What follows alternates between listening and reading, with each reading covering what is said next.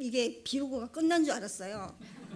목사님께서 한동안 안 하셔서 이제 다 하셔서 저는 안 해도 되겠구나 마음을 푹 놓고 있었는데, 지난주에 목사님이 비우고 해야 된대요. 끝나지 않으셨어요. 안 끝났대요. 안 하면 안 돼요. 안 된대요. 저 하면 그 옆에 아니 우리 같은 성도님들 눈물 받아내는데 그래도 해야 된다. 할게요. 하겠습니다. 아휴. 제가 회사에서 이렇게 앞에서 교육도 좀 시키고 했는데 이 자리는 진짜 떨리네. 다리가 지금 부들부들 떨리고 있어. 제가 태어나기 전에 저희 동네가 덕실이라는 동네였어요. 근데 덕실이라는 동네에 예쁜 아가씨가 살고 있다는 소식을 총각인 아버지께서 들으시고, 그 총각은 예쁜 아가씨를 만나러 그 덕실이라는 교회에 가셔서 엄마한테 첫눈에 반해서 구애 끝에 엄마와 결혼을 하게 됐는데, 거기서 첫째로 1960년도에 제가 태어나게 되었어요. 근데 제가 이제 엄마 배에 있을 때 저희 할머니도 막내 외삼촌을 임신하고 있었어요. 근데 외삼촌이 저보다 한 달 늦게 태어났어요. 그러니까 한 동네에서 우리 애가집하고 우리 집하고 이렇게 매를 두고 이렇게 마주보고 있었는데, 엄마도 배가 부르고 할머니도 배가 부르니까 할머니가 늘 이렇게 창피해서 이렇게 배를 가리고 다녔을 것 같더라고요. 그래서 그렇게 해서 태어나게 됐고, 예삼촌이 저보다 한 달 늦게 태어났는데 그 예삼촌이 지금 현재 노르웨이에서 대학 교수로 계시는데, 그래도 한 달 늦게 태어났다고 저를 부를 때는 늘 조카님 조카님이라고 그렇게 지금도 부르고 계세요.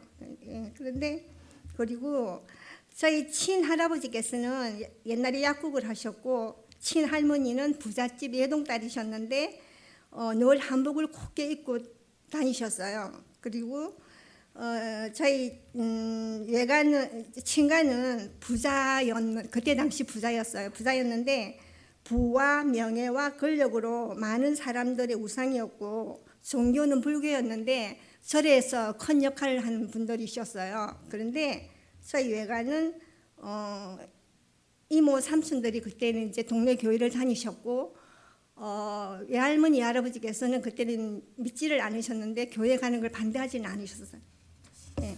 그리고 크리스마스 때, 그때는 옛날에 우리 크리스마스 때 크게 행사를 했잖아요. 그래서 이제 크리스마스 행사 때 외삼촌이 아기 예수 역할을 했어요. 이제 말구이에서 태어나는 역할을 했는데, 그때 제가 저도 그때는 이제 나이가 한 7살, 6살밖에 안 됐는데, 이제 그 정도는 안 된 것 같아요. 아마 5살, 6살 된 것 같은데, 그 외삼촌이 말구이에서 이렇게 태어나는 걸 보고 제가 이 글을 쓰면서 이번에 이제 다시 느끼게 된 게, 그때 펑펑 울었던 생각이 나더라고요. 예삼촌이 마음까지 태어난 게 그때 예수님이라는 생각까지 미처 못하고 막 그때 울었던 생각이 이번에 다시 준비하면서 그게 기억이 났었거든요. 그리고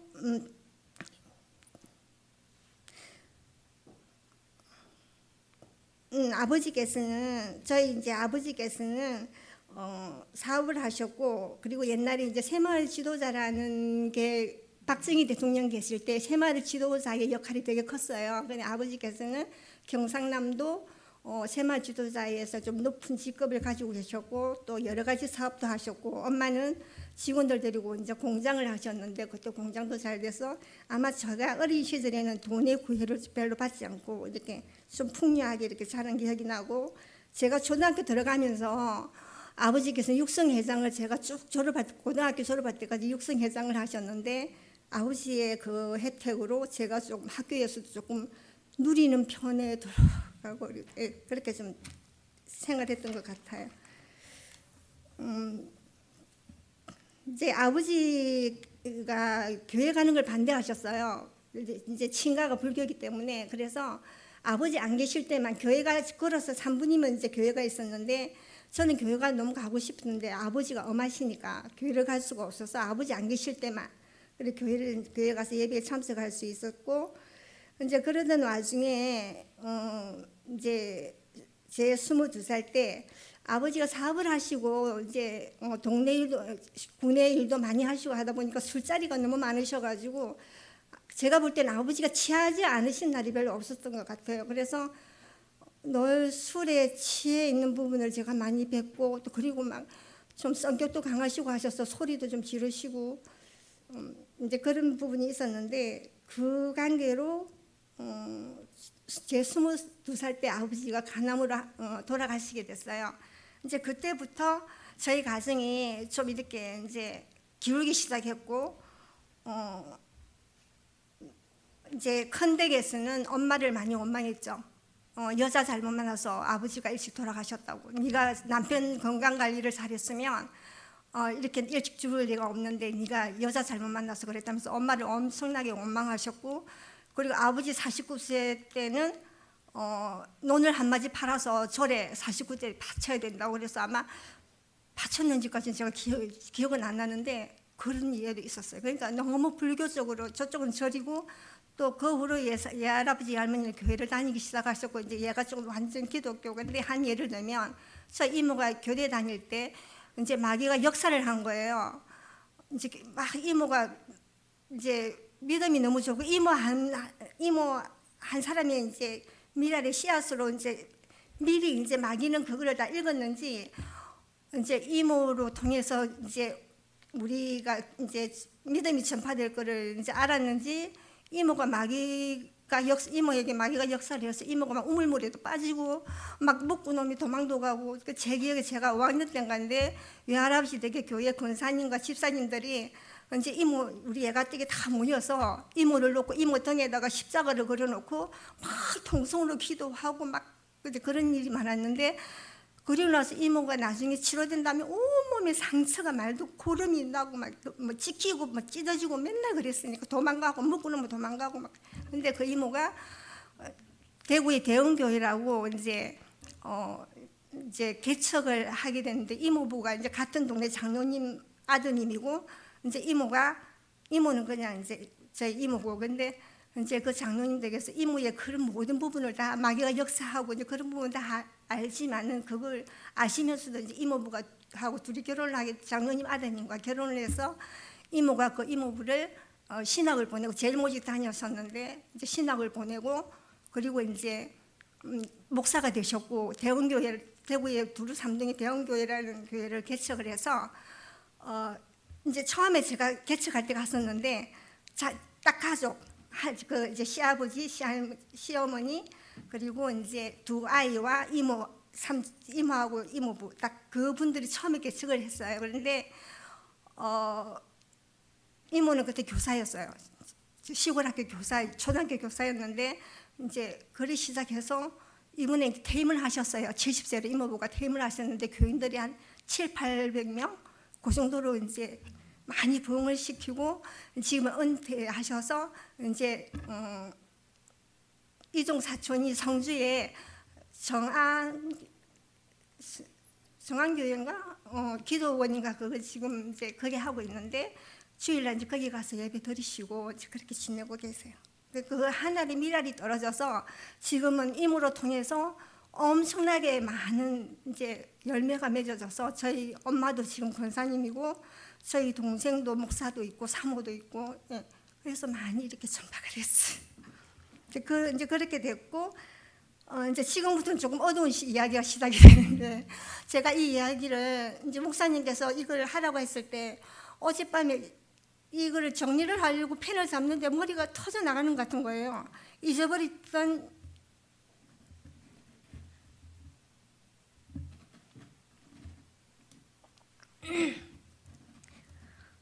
잊고 싶고 잊어버렸던 이야기를 다시 이렇게 되새기려니까 그게 너무 싫더라고요. 그래서 이제 A4지를 펴놓고는 한 줄도 못 찍겠는 거예요. 그러면서 그냥 생각해보니까 눈물만 뚝뚝 나오고, 그래서 막 적다가 머리가 너무 아파서 덮었어요. 덮고는 또 부담이 가니까 아침에 일찍 일어나가지고 또 A4 또 책상 앞에 또 가서 앉았어요. 앉았는데 또 껄쩍이다가 또 울고, 그러다가 정리를 다 못하고 조금 전에 주방방에서 대충 작아서 올라왔어요. 이제 22살 때 이제 회사에서 강릉으로 보내서 강릉에 오게 됐어요. 강릉에 왔는데 제가 이제 늘 믿음에 갈급했으니까, 교회를 자유롭게 아버지가 못 다니게 하셨으니까, 그래서 이제 교회 이제 강릉 그리스도 교회를 강릉에서 이제 나가게 됐어요. 나가게 됐는데 그때 시마노 목사님이셨는데, 그래서 주일날 그 가서 예배 드리고 이제 그렇게 했는데, 강릉 그리스도하고 병산 그리스도하고 가끔 이렇게 이제 연합 예배 같은 게 있더라고요. 그래서 그때게 이제 여러분도 다 아시는 이제 그 강 선교사를 이제 만나게 된 거. 그때는 강 집사죠. 총각 강 집사였어요. 그래서 만나게 됐어요. 그래서 그렇게 만났는데, 그때게 이제 목사님이 조금 눈치가 있으셨는지 저한테 넌저시 말씀하시더라고요. 저 사람은 만나지 않는 게 좋을 것 같다고, 시마노 목사님이. 그래서 저는 그때 무슨 뜻인지 잘 몰랐죠. 잘 모르고는 그냥 그리고 넘어갔어요. 넘어갔는데 제 지식으로 아는, 제가 생각했던 제가 어릴 적에 집사님들은 술도 안 먹고 착하고 성실하고 남한테 베풀고 막 이제 너무 제가 아는 집사님들은 진짜 뭐 천사 같은 분들이라고 제 기억 속에 남아있어요. 제 동네에 있던 집사님들은 그랬으니까, 제가 어릴 때 집사님들은.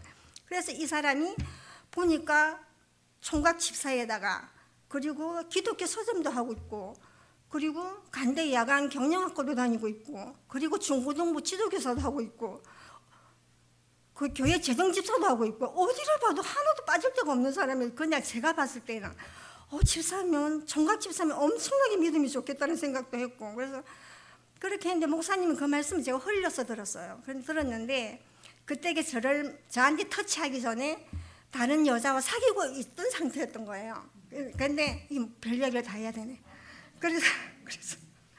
그래서 이제 목사님이 그걸 이제 말리신 것 같고, 그래서 이제 그랬는데, 그렇게 해서 이제 나중에 이 사람이 술을 먹는 걸 제가 한번 봤어요. 그래서 제가 아니다 싶어서 제가 정리를 하려고 안 만났어요. 그랬더니 제가 사는 동네에 와서 너무 시끄럽게 열은 떨어서 정리를 해야 되겠다 싶어서 나갔다가 이제 오토바이 타래요. 할 얘기 있으니까 오토바이 타래요. 그래서 오토바이 탔죠. 마지막으로 이제 탔어요. 탔는데 나를 끌고 간 게 자기네 집이어서, 시골집, 옛날 집. 지금 제가 중학교 3학년 때 살다가 지금 시내로 지금 제주고 있는데 그 집이었는데 갔는데 딱 집에 내렸는데 보니까 밖에서 봤던 이 사람과 집의 그 상황이 너무나 다른 거예요.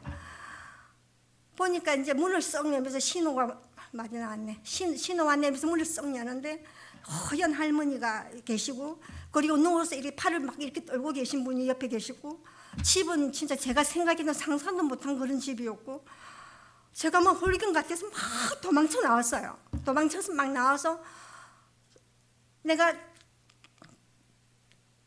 와서 가만히 곰곰이 생각하니까 제 안에 어느 정도 신앙이 없었으면 그런 걸 냉정하게 뿌리칠 텐데, 그게 동정으로 싹 드는 거예요. 그 순간부터 그게 불쌍해 보이고 동정으로 보이는 거예요. 그리고 나중에 또 이야기 들으니까 친엄마가 초등학교 6학년 돌아가시고, 그리고 누나가 아기 놓다고 돌아가시고, 그리고 또 계모가 돌아오셔서 또 돌아가시고.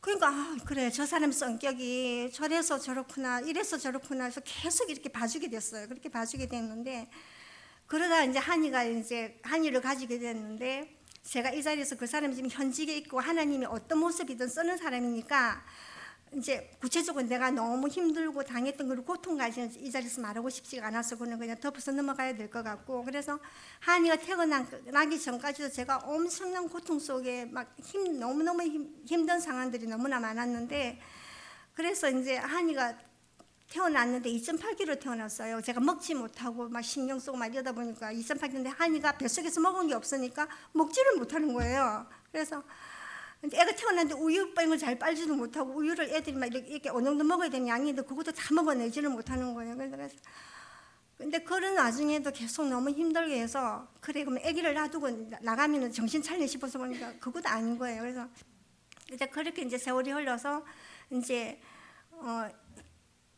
저는 이제 가장 아닌 가정이 된 거예요. 그러니까 제가 이제 그때 어린이 서적을 팔러 다녔어요. 이제 한국 프레벨이라고, 그때 아동 서적을 이제 그 회사에 들어가서 돈을 벌어서 할머니와 시아버지와 그리고 한이와 저와 이제 한나가 태어나기 전이니까 이렇게 해서 아동 서적을 팔러 다녔는데, 그래서 제가 열심히 해서 이제 생활을 했고, 이제 애들 아빠는 어디로 떠나서 몇 달 있다가 이제 한 번씩 왔다 가고, 제가 별명을 지었어요. 강사갓이라고. 떠돌아다니다가 한 번 왔다 가고, 떠돌아다니다가 한 번 왔다 가고, 그렇게 했는데, 그렇게 이제 그렇게 해서 생활을 이어갔는데 이제 어린이 전도협회 이제 사람들을 이제 이 아빠하고 연결이 된 거예요. 그래서 근데 어린이 전도협회 그때 이제 전도사님들이 한 집은 애가 3명이고 한 집은 애가 5이고 김용희 전도사님은 5명, 그리고 이제 송병우 목사님은 그때 전도사님 3명, 그리고 또 한 명 전도사님 이름이 잠깐 생각 안 나요. 그분은 이제 애가 1명이었어요. 근데 이분들이 돌아다니다 보니까 집을 얻을 데가 없는 거예요. 그래서 이제 애들 아빠가 이제 아버님께 우리 옆에 집 옆에 땅을 이제 저분들한테 좀 빌려주자. 집을 지어 살다가 나가고 나면 그 집은 땅은 다시 우리가 또 쓰면 되니까 우선 집을 지어서 살게 해주자니까 그때도 이제 아버님도 애들 아빠를 인정을 하지 않았어요. 이제 있는 돈도 팔아먹고 뭐 맨날 일만 저지르기로 치니까 그러니까 제가 그때도 뭐 믿음이 그리 좋지는 않았는데 제가 아버님께 아버님 저분들 한테 좋은 일하면 하나님이 복 주신다고, 그러니까 저분들을 살다 나갈 때까지만 땅을 빌려주다가 아버님이 그래 애미야 그렇게 하자 그래가지고 이제 그 땅을 빌려주겠지. 그래서 그때 이제 전도협회 이제 여러 이제 젊은 분들이 그때 되게 많아서 이제 같이 집을 같이 이제 짓고, 그때 큰 보루꾸가 이렇게 큰 게 있었는데 구멍이 3개 난 보루꾸였어요. 지금처럼 작은 벽돌이 아니라 그런 걸로 집은 그냥 짓긴 지었는데 완벽한 집은 아니었겠죠. 그러니까 세 가정이 거기서 이렇게 살다가 10년 되는 차에 세 분 다 이제 떠나시고 지금 그걸 지금 창구로 이제 누굴 빌려주고 있어요. 집이 이제 너무 이제 제대로 지은 집이 아니니까 이제 그렇게 떠났고.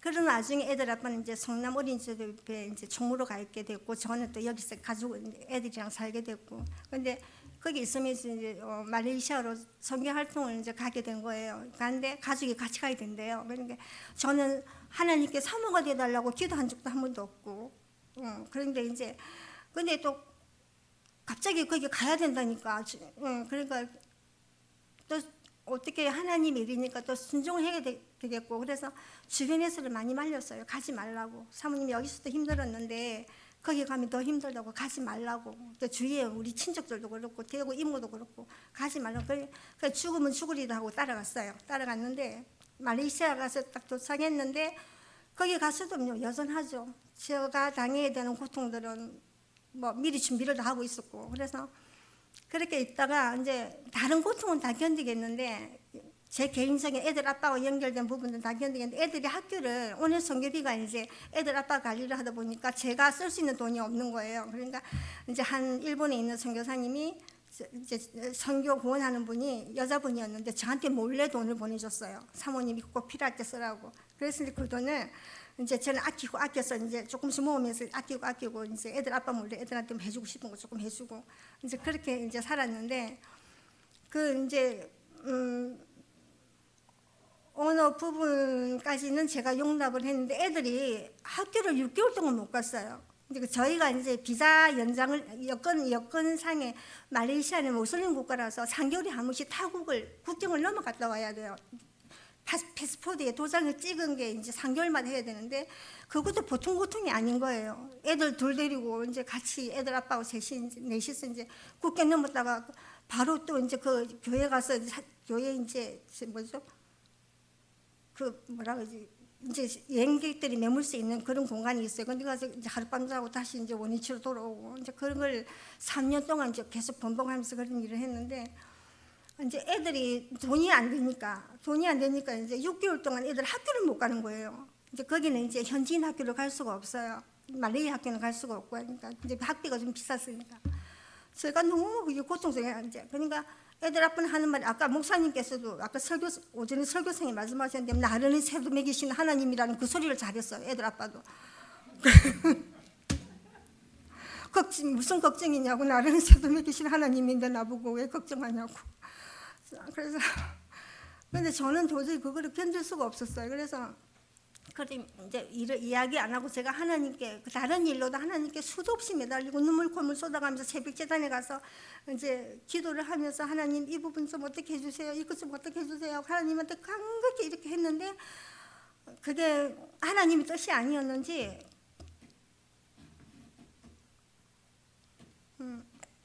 되지 않아서 제가 결론을 내렸어요. 혼자서 있게끔 하고 저는 한국에 나가야 되겠다. 그리고 이제 애 둘을 데리고 몰래 나왔어요. 이야기 안 하고 나왔어요. 애 둘만 데리고 나왔어요. 나와가지고 이제 나 한국에 딱 도착했는데 제 주머니에 가진 돈이 전세에서 10,000원이었어요. 제 총액이 10,000원. 그래서 그때 아는 언니를 찾아갔죠. 언니, 나 저 집에는 다시 들어가기 싫다.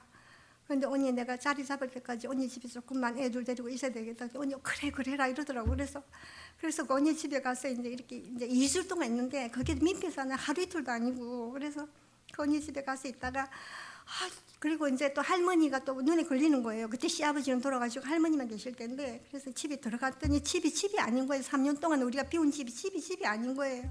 그래가지고는 이제 아는 권사님은 권옥선 그때는 집사였어. 권옥선 집사님하고 제가 좀 친하게 지냈는데, 그 집사님이 사모님 개를 들으래요. 500만짜리 개를 들면 먼저 사모님 개를 태워주겠대요. 그때는 제가 벌이도 없었는데, 근데 그래서 그때 이제 제가 삼성생명에 재발로 들어갔어요. 회사를 몇 군데 알아보고 가기 전에 책을 했는데 애들 키우려면 삼성 이제 보험을 해야 되겠다는 생각을 해서 삼성생명에 재발로 들어가서, 그때는 제가 사물합시고 옷이 없었어요. 늘 치렁치렁한 원피스 기하는 거, 저기 뭐죠, 발꿈치까지 오는 원피스, 이제 말레이시아에서 산 거 그 원피스 두 번인가 하고 옷이 없었어요. 그래가지고는 그 옷을 이제 입고는 출근하니까 사람들이 저를 다 쳐다보는 거예요. 그러니까 저는 아무리 생각 없이 그냥 입고 갔는데, 그러니까 이제 그 소장님, 여자 소장님인데 그게 소장님 좀 그랬는지 자기 자켓이랑 이렇게 저를 주면서 내일부터 이 옷 입고 오시라고 이러면서 주더라고. 그래서 그 옷을 이제 갈아입고 가고 이랬는데, 그래가지고 그 이제 집사님이 이제 가보니까 집에 보일러도 다 안 되고 이제 우리가 살 수가 없으니까 남의 집에 얹혀 사는 것보다는 그래도 내 집이 낫겠다 싶어서 들어가서, 그래도 이제 그 개를 500만 원 개를 먼저 태워줘가지고 사람 불러서 이제 도배도 하고 이제 보일러도 깔고 이제 해서 집수리를 싹 해서 이제 살게 해놓고, 저는 이제 보험회사 들어가서 열심히 일을 했어요. 진짜 밤 한 11시까지도 사무실에 머물 때도 많았고, 그렇게 해서 열심히 해서 애들 데리고 이렇게 이제 하던 중에 애들 아빠가 1년 후에 한국에 나왔으면 그럼 저 같으면 참 미안했다. 그때 그렇게 고생시켜서 미안했다. 이제 그런 말을 한마디만 했으면 좋았을 텐데, 지금 생각하면 그냥 무조건 보험회사 나가지 말래요. 그러니까 이제 나가지, 돈도 10원도 주지 않고 생활비도 안 주는 사람이, 평생 돈이라고 안 줘본 사람이 무조건 하지 말라는 거예요. 그래서 소장님이 와서 막 빌고 왜 못 나가게 하냐고 빌고 막 안 된대요. 그래서 안 되겠더라고. 그래서 가기 전까지 애 둘을 데리고 또 아는 언니 집으로 피했어요. 피해서 거기 있다가 이제 본부에서 송 간사님이 이제 말레이시아로 들어갔다 그러면 그때 다시 집으로 들어가고, 이제 그런 이제 나오면 도망 다니다가 들어가고 나면은 집으로 가고, 이제 그거를 번복해서 이제 그렇게 이렇게 이제 했는데, 그리고 이제 세월이 흘렀는데, 이제 한이가 고3 그리고 나서 이제 한이가 이제 고3이 되었고, 한이가 이제 대학을 이제 가는데, 그때 이제 대학을 쳤는데 조금 센 데를 쳐가지고 떨어졌어요. 그래갖고 재수를 하려고 가던 차에 이제 저기 그거 했어요. 미국의 여동생이 그때 이제 엄마가 할머니 할아버지께서 엄마를 이제 친가에서 이제 엄마를 너무 괴롭히니까, 신랑 죽인 사람이라고 신랑 일찍 죽게 했다고 엄마를 너무 힘든데, 그 동네도 너무 또 붙어 있으니까 10분 거리에 있으니까 막 허구한 날 친할머니 올라오시고 고모 올라오시고 엄마가 살 수가 없는 거예요. 그러니까 이제 아버지 돌아가시고 한 2년인가 3년 있다가 이제 할아버지 할머니가 그때 이제 이민가 계셨는데, 이제 외할머니 할아버지가 이민가 계셨는데 이제 엄마를 불러드렸어요. 그때 이제 저희가 7남매인데 이제 미성년자 넷만 엄마 따라서 미국을 가고, 미성년자 아닌 저와 저 밑에 동생 2명과 3명은 이제 한국에 있게 됐어요. 그렇게 해서 있는데, 이제 그래가지고 이제 여동생이 전화가 왔어요. 언니, 한이 미국 가고 싶으면 보내지 이러는 거예요. 그래서 그때는 제가 회사에서 열심히 일을 해서 어느 정도 이제 생활은 기본적인 생활이 되는 상태였으니까, 그래서 얼마 더니 했던 100만 원 정도 된대요. 그래서 100만 원 이제 그러고 나서 한이한테 물었어요. 한이야, 너 할머니 이모가 너 미국 오고 싶다면 보내라는데 가고 싶니? 물었어요, 제가. 그랬더니 어머니가 허락해서 보내만 주시면 가고 싶다는 거예요. 그래서 내가 그러면 가 그랬어요. 그러니까 앞으로 돈이 얼마 들어갈지 이런 계산도 하나도 안 해보고 그냥 가 그랬어요. 그래서 한이 이렇게 비행기 값으로 준비해서 한이는 미국을 가게 되었고, 근데 그때 당시는 이제 100만 원으로 됐는데 이게 이제 점점 이제 대학 과정, 이제 석사 과정, 박사 과정으로 올라가면서 이제 급여는 점점 올라가고 또 얘가 집에서 있지 않고 또 학교 가까운 데로 이제 이렇게 이제 있어야 되니까 뭐 그냥 생활비와 등록금 같은 게 갈수록 이제 이렇게 점점 많아지는 거예요. 그러니까 그걸 제가 막 감당하기가 이제 점점 벅차지는 거예요. 저 혼자서 감당하기가 너무 이제. 그리고 우리 일이라는 게 보험일이라는 게 그게 없으면 업적이 없으면 월급이 없어요. 기본금이라는 게 그냥 이제 나중에 24개월 돼서 조금 나오는 거 그런 부분들은 몇십만 원 되지를 않아요. 내가 뭐 뛰어나게 영업을 잘하지 않은 이상은. 그래서 이제 점점 이제 대출 내고 뭐 이렇게 저렇게 해서 메꿔서 깨우깨우 공부를 이렇게 막 시켜 나가는데 이제 그게 뭐 어느 이제 한계가 도달한 거예요. 근데 이제 한이는 또 착해가지고 돈을 달라고 미리 전화를 하지를 않아요. 언제쯤 돈 놓고 나가는데 제가 알고 있으니까 돈이 기다리다가 돈이 안 오면 그때 전화하는 거예요. 그러면 저도 이제 알고 있으면서 저도 미리 보내지도 못하고 등록금은 한 학기를 미뤄서 맨날 내는 형태였으니까 그래서 그렇게 했는데 이제 그럴 때마다 주위에서 그래도 제가 조금은 잘 살았는지 이제 고객으로 만난 분들인데 제가 강릉은 이제 타지니까 아는 사람이 하나도 없는 데니까 근데 제가 이제 고객으로 만난 분들, 제 보험 관계로 만난 분들이 좋은 분들이 너무 많으셔가지고 그 중에 몇 분 언니들이 그냥 급할 때마다 카드 빌려주고 돈 빌려주고 이자도 한 푼도 없이 그렇게 해서 이제 그때 이렇게 넘어가는데 그 CD기에서 돈을 뽑으면 있잖아요. 70만 원씩밖에 뽑을 수가 없어요. 그 언니가 카드로 좀 현금 서비스를 받는데 70만 원 뽑고 또 뽑고 그거를 한 10번 하면 700만 원 1000 얼마를 뽑으려면 그게 한참 뽑아야 되는 거예요. 그러고 나서 은행에 가서 이제 애한테 1,500만 원 등록금을 보내고 그리고 또 돌아서 이제 있는 돈은 다 끌고서 보내고 이제 은행문을 딱 나왔으면 그게 서글픈 게 아니라 기쁜 거예요. 아유 그래 우리 한이가 또 한 학기 등록금을 냈구나. 그러고 이제 그렇게 이제 해서 이제 그렇게 고비 넘어서 이제 한이가 어느 날 석사 과정인데 어머니 석사 자격증으로 또 취업이 되니까 그냥 취업할게요 이런 게 아니다. 여기까지 왔는데 우리는 돌아가는 건 없다. 그래서 끝까지 가자. 근데 그렇게 했는데 또 그 의사 공부가 되게 저는 의사 공부가 되게 쉬운 줄 알았어요. 그렇게 머리만 좀 다 되는 줄 알았어요. 그때는 그게 쉬운 게 아니더라고. 한 과목이 떨어지면 또 4개월이 늦어지고 한 과목 떨어지면 4개월이 늦어지고 그런데 그 얘가 그러면 그렇게 해서 한 2년이 더 2, 3년이 더 늦어진 거예요.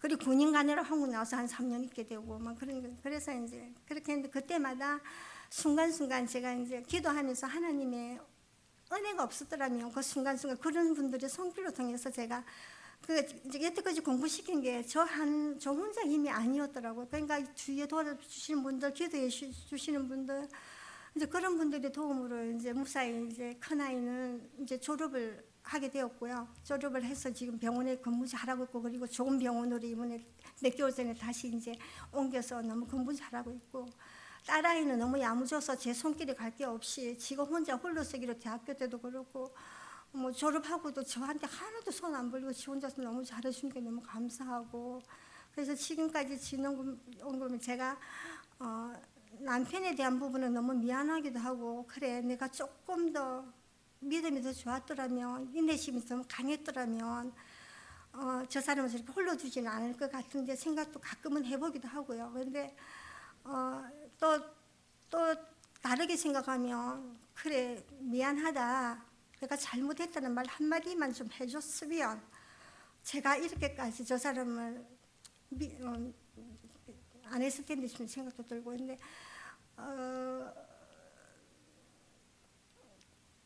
그런 부분들이 지금 조금 이제 근데 지금 많이 용서를 빌었어요. 저한테 잘못했다고 나중에 정말 골못대로 굶고 터질 대로 터지고 난 다음에 제가 사랑이 0.001% 남아 있을 때까지도 안 했어요. 그러니까 다 제로가 된 다음에야. 그래서 작년에도 만나긴 했는데 그 근본적인 성격은 변화가 좀 안 되더라고요. 그냥 이야기하다 보니까 그 아집은 그대로 남아 있고 그래서 지금은 너무 지금까지 살아올 수 있게 해주신 하나님께 감사하고 지금 썬 건 하나도 보지도 않았어요.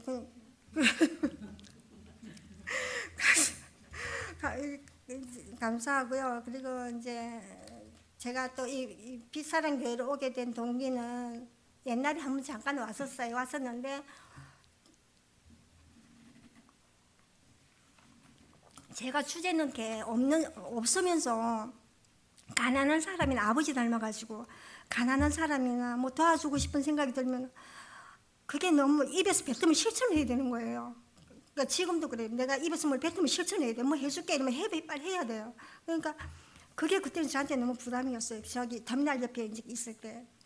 그래서 그때는 이제 목사님께 이제 간다는 말도 없이 그냥 원위치로 갔어요. 갔는데 이제 이렇게 보면서 다시 이제 목사님이 생각이 난 거예요. 그때는 그랬었는데 목사님 마음을 아프게 했잖아요. 솔직히 말해서 지 혼자 왔다가 지 혼자 그냥 가버렸으니까. 그래서 이제 그래 그러면 내가 이제 교회를 다시 선택하게 되면 비사랑으로 가자.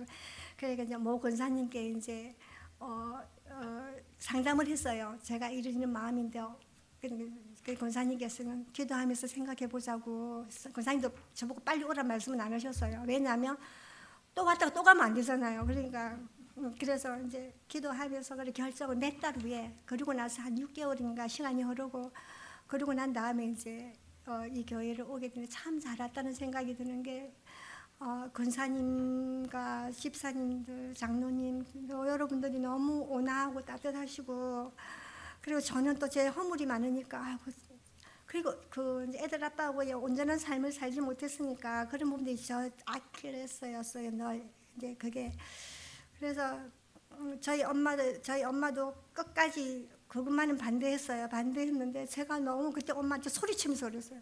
엄마 어때? 엄마 인생이 아니라고 딸의 인생이라고 그렇게 쉽게 말하냐고. 엄마가 살아봤냐고.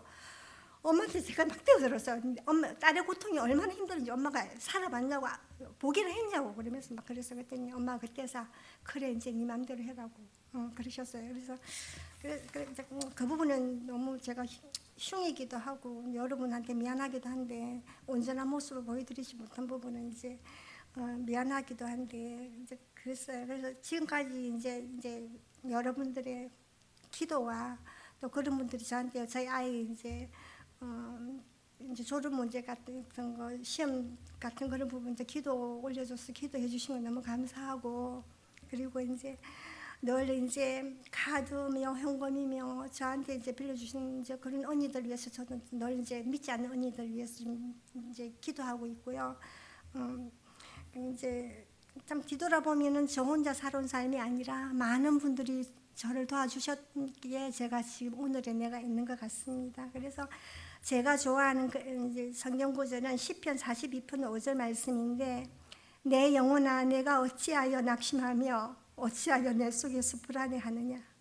너는 하나님께 소망을 두라. 그가 나타나 도우심으로 말미암아 내가 여전히 찬송하리로다. 이고요. 찬양은 복음성가 내일은 난 몰라요를 혼자서 잘 흥얼거리고요. 누군가 널 위하여 기도하네 하고 일어나 걸어라를 그냥 버릇처럼 혼자서 잘 중얼거리는 그런 사람입니다. 그래서 제가 마지막으로 누군가 널 위하는 찬양을 끝으로 제가 부족한 감정 뭐 그냥 이 사람을 위해서 강신호 선교사라는 사람이 현직에 있기 때문에 제가 아팠던 부분들은 많이 이제 그냥 묻었어요. 여러분들 앞에 그걸 이야기해봤자 전에 대꾸도 같지도 않고 그러니까 제가 너무너무 아파서 지금 이럴 수밖에 없었다는 걸 그냥 이해해 주셨으면 하는 생각입니다. 감사합니다.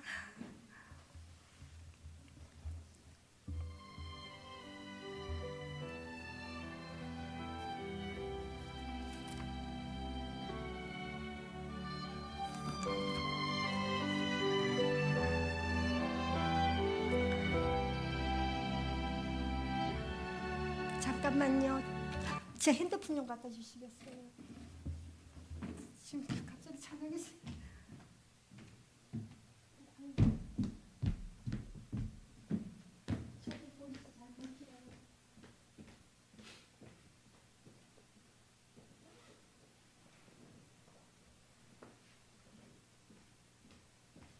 여기서 그냥 할게요. 네, 털어주세요.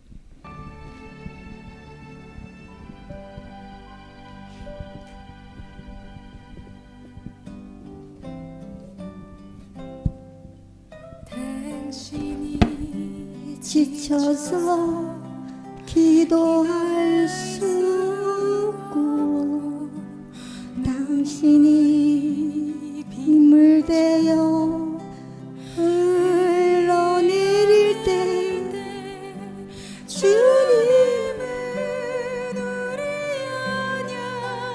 연약함을 아시고 사랑으로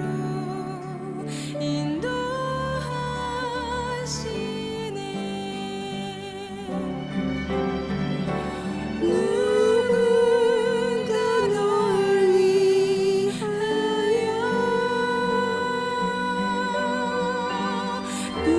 누군가 기도하네 내가 외로워서 마음이 무너질 때 누군가 널 위해 기도하네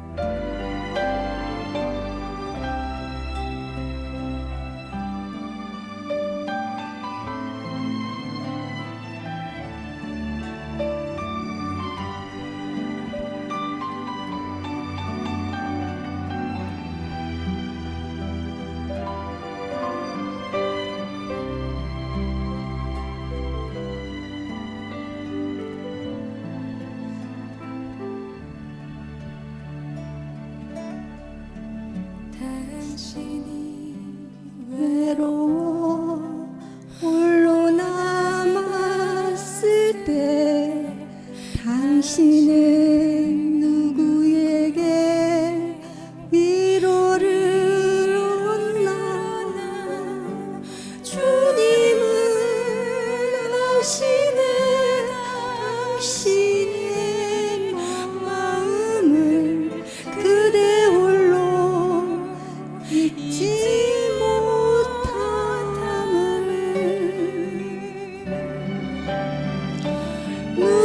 누군가 널 위하여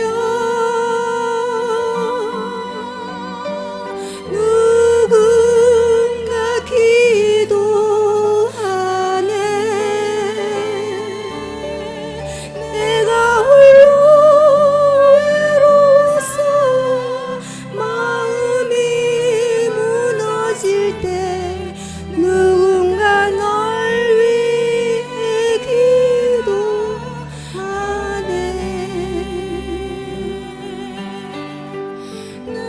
누군가 널 위하여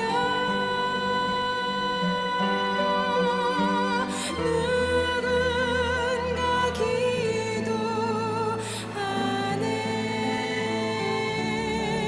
내가 홀로 외로워서 마음이 무너질 때 누군가 널 위해 기도하네 누군가 널 위해 기도하네